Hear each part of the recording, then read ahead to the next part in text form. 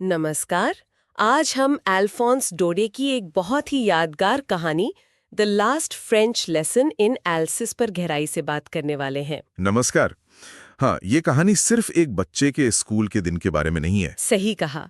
ये दिखाती है कि कैसे इतिहास की बड़ी घटनाएं, मतलब जो बड़े राजनीतिक बदलाव होते हाँ, हैं, वो आम लोगों की जिंदगी पर, उनकी पहचान पर और खासकर उनकी जुबान पर कैसे असर डालते तो हैं। आज की हमारी चर्चा अल्फोंस डोडे की इसी मार्मिक कहानी पर आधारित होगी। हाँ, अल्फोंस डोडे जो एक फ्रांसीसी लेखक थे, और कहानी का जो बैकग्राउंड है वो है 1870-71 का फ्रैंको प्रशियन युद्ध। जिसमें फ्रांस हार गया था, है ना? हाँ, प्रशिया से। और प्रशिया में तब आज के जर्मनी, पोलैंड, ऑस्ट्रिया के कुछ हिस्से आते थे। बिस्मार्क थे उस वक्त। अच्छा। और युद्ध के बाद फ्रांस के दो इलाके अल्सिस और लॉरेन वो प्रशिया के कब्जे में चले गए। और बस वहीं से कहानी शुरू होती है। और आज हम इसी कहानी के जरिए ये समझने की कोशिश करेंगे कि कैसा लगता है जब किसी से उसकी भाषा, उसकी संस्कृति का धागा अचानक खींच लिया जाए। बिल्कुल। और इसे हम एक छोटे लड़के फ्रांस की नजरों से देखेंगे, जो कहानी की शुरुआत में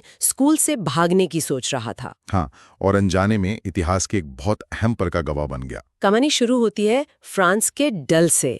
स्कूल के लिए देर हो गई है और उसे अपने टीचर एम हैमिल से डर लग रहा है, खासकर वो पार्टिसिपल्स को लेकर। और फ्रेंच ग्रामर के वो मुश्किल नियम। हाँ, क्रियाओं के रूप बदलने वाले। और फ्रांस ने उन्हें बिल्कुल याद नहीं किया था। बाहर मौसम भी अच्छा था शायद। बिल्कुल, मौसम सुहाना था, चिड़िया चहचहा रही थीं, प्रशियन सिपाही ड्रिल कर रहे थे।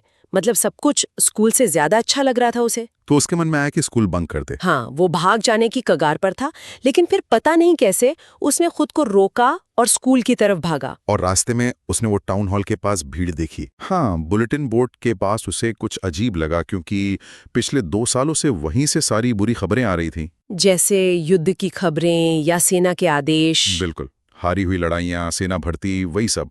तो वो सोचता है अब क्या बात हो सकती है, पर रुकता नहीं, आगे बढ़ जाता है। तभी वो लोहार वॉचर उसे टोकता है। हाँ, कहता है इतनी तेजी से मत जाओ बच्चे, तुम अपने स्कूल समय पर पहुंच जाओगे। फ्रांस को लगा मजाक उड़ा रहा है। हाँ, और वो हांफता हुआ स्कूल पहुंचता है। लेकिन स्कूल पहुंचकर वो एकदम हैरान रह जाता है। क्यों? क्या हुआ? रोज वाला शोरगुल बिल्कुल नहीं था। डेस्कों के खुलने बंद होने की आवाज, जोर जोर से पाठ दोहराने का शोर, कुछ भी नहीं। एकदम शांत। हाँ, बिल्कुल शांत, जैसे इतवार की सुबह हो। इस शांति ने ही उसे शायद चौंका दिया होगा। बिल्कुल। उसने तो सोचा था कि शोर में चुपके से अपनी जगह पर बैठ जाएगा। लेकिन अब तो सबके सामने से जाना पड़ा। हाँ, और उसे डर था कि डांट पड़ेगी। लेकिन एम हैमिल ने बड़े नरम अंदाज में कहा। क्या कहा? कहा, जल्दी अपनी जगह पर जाओ नन्हे फ्रांस, हम तुम्हारे बिना ही शुरू करने वाले थे। ये नरमी भी अजीब थी, है ना? बहुत अजीब। फिर फ्रांस ने ध्यान दिया कि एम हैमिल ने अपने खास कपड़े पहने हुए हैं। अच्छा, कौन से कपड़े? उनका वो सुंदर हरा कोट, झालरदार कमीज और छोटी काली रेशमी टोपी जिस पर कढ़ाई थी। जो वो सिर्फ खास मौकों पर पहनते थे। हाँ, जैसे इंस्पेक्शन वाले दिन या प्राइज सेरेमनी पर। और क्या अजीब लगा उसे? फिर उसकी नजर पीछे के बेंचों पर गई। वहां गांव के बुजुर्ग बैठे थे। गांव के बुजुर्ग? स्कूल में? हाँ, बूढ़ा हौसर जो अपनी तिहाई टोपी पहना था, पुराने मेयर, पुराने पोस्टमास्टर, सब चुपचाप बैठे थे और उदास दिख रहे थे। ये सब तो वाकई बहुत अजीब था। माहौल में एक अजीब सी गंभीरता थी। फ्रांस महसूस कर रहा था, पर समझ नहीं पा रहा था कि क्यों। और तभी एम हैमिल ने घोषणा की। हाँ, वो अपनी कुर्सी पर बैठे और उसी गंभीर लेकिन कोमल आवाज में बोले, मेरे बच्चों, ये आखिरी पाठ है जो मैं तुम्हें दूंगा। आखिरी पाठ? उन्होंने बताया, बर्लिन से हुक्म आया है कि अल्सेस और लोरेन के स्कूलों में अब सिर्फ जर्मन पढ़ाई जाएगी। ओहो। नए मास्टर कल आ जाएंगे। ये तुम्हारा आखिरी फ्रेंच पाठ है। मैं चाहता हूं कि तुम बहुत ध्यान से सुनो। फ्रांस पे तो जैसे बिजली गिर गई होगी। हाँ, उसने लिखा वज्रपात। उसे एकदम से सब समझ आ गया। टाउन हॉल पर क्या खबर थी, गांव वाले क्यों आए थे, मास्टर साहब ने खास कपड़े क्यों पहने थे। उसका आखिरी फ्रेंच पाठ, और उसे तो ठीक से लिखना भी नहीं आता था। बिल्कुल। अचानक उसे बहुत पछतावा हुआ।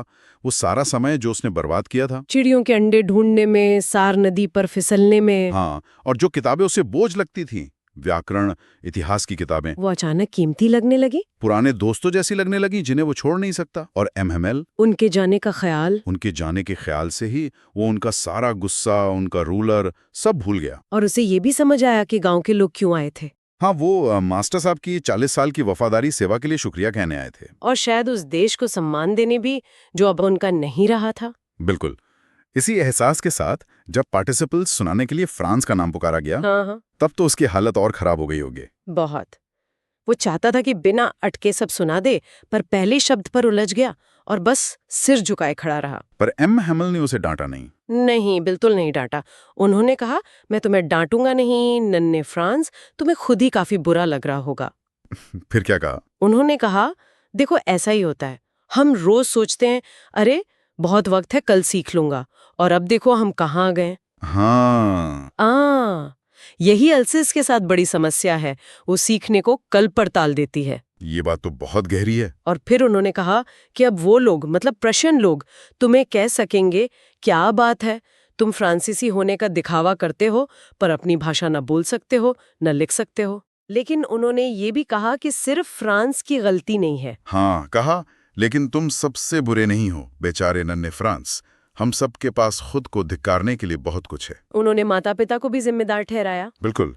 कहा कि माता पिता ने सीखने पर उतना जोर नहीं दिया। हाँ, बच्चों को खेतों या मिलों में काम पर भेजना ज्यादा पसंद किया ताकि थोड़े और पैसे कमा सके। और उन्होंने खुद को भी नहीं बख्शा। नहीं, उन्होंने खुद को भी दोषी माना। कहा, क्या मैंने तुम्हें पाठ याद करने के बजाय कभी अपने फूलों में पानी डालने नहीं भेजा या मछली पकड़ने जाने के लिए छुट्टी नहीं दे दी? ये ईमानदारी, उस पल में ये कहना बहुत बड़ी बात है। हाँ, ये आत्मालोचना उस क्षण की गंभीरता को और बढ़ा देती है। फिर एम हैमिल फ्रेंच भाषा के बारे में बात करते हैं। उसकी तारीफ करते हैं। बहुत। उसे दुनिया की सबसे खूबसूरत भाषा कहते हैं, सबसे साफ, सबसे तर्कसंगत। और उसे बचाने की बात करते हैं। हाँ, कहते हैं कि इसे संजो कर रखना, कभी भूलना नहीं। और फिर वो सबसे यादगार बात कहते हैं, कौन सी? क्योंकि जब लोग गुलाम होते हैं, जब तक वो अपनी भाषा को मजबूती से पकड़े रहते हैं, ये ऐसा है जैसे उनके पास अपनी जेल की चाबी हो। जेल की चाबी?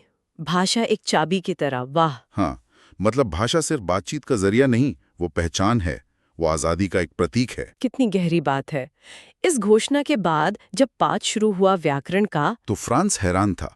उसे सब कुछ इतनी आसानी से समझ आ रहा था। उससे लगा जैसे उसने पहले कभी इतने ध्यान से सुना ही नहीं था। हाँ, या शायद एम हैमिल ने कभी इतने सब्र से, इतने धैर्य से पढ़ाया ही नहीं था। ऐसा लगा मानो वो अपना सारा ज्ञान एक ही बार में दे देना चाहते हो। बिल्कुल, जैसे जाने से पहले सब कुछ बच्चों के दिमाग में भर देना चाहते हो। फिर लिखाई का पाठ हुआ। हाँ, एम हैमिल नई कॉपियां लाए थे।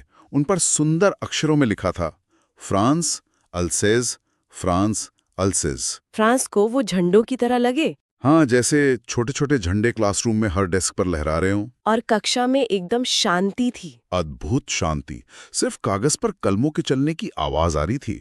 कुछ भौरे भी अंदर आ गए थे शायद। हाँ, पर किसी ने ध्यान नहीं दिया, यहाँ तक कि सबसे छोटे बच्चों ने भी नहीं। और तभी फ्रांस ने कबूतरों की आवाज सुनी। हाँ, छत पर कबूतर गुटरगू कर रहे थे और फ्रांस ने सोचा, क्या वे इन्हें भी जर्मन में गाने को मजबूर करेंगे, कबूतरों को भी? एक बच्चे का कितना मासूम लेकिन कितना तीखा सवाल था उस सिचुएशन पर। बिल्कुल। बीच बीच में जब फ्रांस नजर उठाता तो देखता कि एम हैमिल अपनी कुर्सी पर एकदम स्थिर बैठे हैं। क्या कर रहे थे वो? बस कमरे की हर चीज को घूर रहे थे, कभी एक चीज को, कभी दूसरी को, मानो हर चीज को अपनी यादों में बसा लेना चाहते हो। 40 साल बहुत लंबा समय होता है। हाँ, 40 साल उसी जगह पर। बाहर वो बगीचा, सामने ये क्लास, डेस्क और बेंच इस्तेमाल हो होकर घिस गए थे, चिकने हो गए थे। बाहर के पेड़ भी बड़े हो गए होंगे। बगीचे में अखरोट के पेड़ लंबे हो गए थे और वो हॉपवाइन की बेल, जिसे उन्होंने खुद लगाया था, वो खिड़कियों से लिपटकर छत तक पहुंच गई थी। ये सब छोड़कर जाने में उनका दिल कितना टूट रहा होगा। बिल्कुल। और ऊपर कमरे में उनकी बहन के संदूक पैक करने की आवाज आ रही थी, क्योंकि उन्हें अगले दिन देश छोड़ना था। हाँ, फिर भी उनमें गजब का साहस था। उन्होंने हर पाठ को अंत तक सुनाया। लिखाई के बाद इतिहास का पाठ हुआ। हाँ, और फिर छोटे बच्चों ने अपने अक्षर दोहराए, बा, बे, बी, बो, बू। और पीछे वो बूढ़े हौसर भी दोहरा रहे थे। हाँ, बूढ़ा हौसर भी अपना चश्मा लगाकर, अपनी पुरानी प्राइमर मतलब बालपोथी दोनों हाथों में पकड़कर बच्चों के साथ अक्षर दोहरा रहा था। वो रो रहे थे। हाँ, वो रो रहे थे। उनकी आवाज भावना से कांप रही थी। फ्रांस कहता है कि ये सब इतना अजीब था कि उसे देखकर हंसी भी आई और रोना भी। वो कहता है कि उसे वो आखिरी पाठ अच्छी तरह याद रहा। बिल्कुल। और फिर आखिरी पल आ गया। चर्च की घड़ी में 12 बजे। हाँ, चर्च की घड़ी में 12 बजे। फिर एंजेलस की घंटी बजी, जो दोपहर की प्रार्थना की घंटी होती है। और ठीक उसी वक्त ठीक उसी क्षण खिड़की के नीचे प्रशियन सैनिकों की तुरैयों की आवाज सुनाई दी। वो अभ्यास से लौट रहे थे। संकेत साफ था, समय पूरा हो गया। एम हेमेल अपनी कुर्सी से उठे। उनका चेहरा पीला पड़ गया था। फ्रांस ने उन्हें पहले कभी इतना लंबा, इतना सीधा तनकर खड़े नहीं देखा था। उन्होंने कुछ कहने की कोशिश की? हाँ, उन्होंने बोलने की कोशिश की। मेरे दोस्तों, उन्होंने कहा, मैं लेकिन गला रूंध गया। वो आगे नहीं बोल सके। फिर उन्होंने क्या किया? वो ब्लैकबोर्ड की तरफ मुड़े, एक चौक का टुकड़ा उठाया और अपनी पूरी ताकत लगाकर जितना बड़ा लिख सकते थे उतना बड़ा लिखा। क्या लिखा? वीवे ला फ्रांस, फ्रांस जिंदाबाद। हाँ। फिर वो वहीं रुक गए, अपना सिर दीवार से टिका लिया और बिना एक शब्द कहे बस हाथ से इशारा किया। क्या इशारा? स्कूल खत्म हुआ, तुम जा सकते हो। उफ, कहानी का ये अंत सच में रोंगटे खड़े कर देता है। बिल्कुल। अगर हम इस पूरी चर्चा को देखें तो जो सबसे बड़ी बात उभर कर आती है वो है हानि का एहसास, है ना? हाँ, वो नुकसान का, खो देने का एहसास। भाषा, संस्कृति, शिक्षक, जो चीजें इतनी सहज थीं, रोजमर्रा की जिंदगी का हिस्सा थी, उनके अचानक छिन जाने का डर और उसका दुख। और साथ ही फ्रांस का वो बदलाव देखने लायक है। हाँ, एक लापरवाह बच्चा जो स्कूल से भागना चाहता था, वो उस एक दिन में कितना बदल गया। वो अपनी विरासत के खोने का दर्द महसूस करने वाला एक संवेदनशील दर्शक बन गया। ये कहानी दिखाती है कि व्यक्तिगत अनुभव कैसे हमें बड़े ऐतिहासिक पलों से मतलब उनसे जोड़ देते हैं। बिल्कुल। और भाषा की भूमिका पर भी सोचना चाहिए, पहचान के प्रतीक के तौर पर, प्रतिरोध के एक मौन हथियार के तौर पे। एम हैमिल का वो कहना कि भाषा जेल की चाबी है, ये बात सिर्फ उस जमाने के लिए नहीं है। आज भी दुनिया में कहीं भी जहां सांस्कृतिक पहचान पर दबाव हो, वहां ये कितनी मायने रखती हैं। सही कहा। और साथ ही एम हैमिल का चरित्र, 40 साल की सेवा के बाद भी उनका वो संयम, वो गरिमा, उनका देश प्रेम और गांव वालों का वो मौन समर्थन। हाँ, वो दिखाता है कि संकट कैसे एक समुदाय को, मतलब एक कम्युनिटी को चुपचाप ही सही पर एक साथ ला खड़ा करता है। उनका वहां होना ही अपने आप में एक बयान था। तो ये कहानी हमें वाकई बहुत कुछ सोचने पर मजबूर करती है। श्रोताओं के लिए भी एक सवाल यहाँ बनता है, किसी व्यक्ति का अपनी जबान, अपनी मातृभाषा से जो रिश्ता होता है, वो उसकी व्यक्तिगत और सामूहिक पहचान को कैसे गढ़ता है, खासकर तब जब उस पर बाहर से कोई बदलाव थोपा जा रहा हो। ये सोचने वाली बात है। और ये भी कि वो कौन सी छोटी छोटी रोजमर्रा की चीजें हैं जो किसी संस्कृति की आत्मा को, उसके सार को बचाए रखती हैं। जैसे इस कहानी में फ्रेंच भाषा और एम हैमिल का वो आखिरी पाठ था। हाँ, क्या आज की दुनिया में भी ऐसी जेल की चाबियां मौजूद हैं जिन पर हम शायद उतना ध्यान नहीं देते? इस पर विचार किया जा सकता है।